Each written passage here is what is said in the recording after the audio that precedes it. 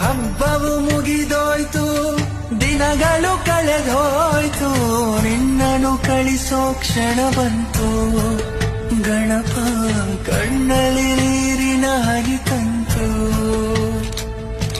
ಗೆಳೆಯರ ಬಳಗವನು ಸೇರಲು ನೆಪವಾದೆ, ದೂರ ಹೋಗುವ ಕ್ಷಣ ಬಂತು. ಗಣಪ ಬೀಳ್ಕೊಡೋ ಗಳಿಗೆಯ ಕೈ ಆಯ್ತು.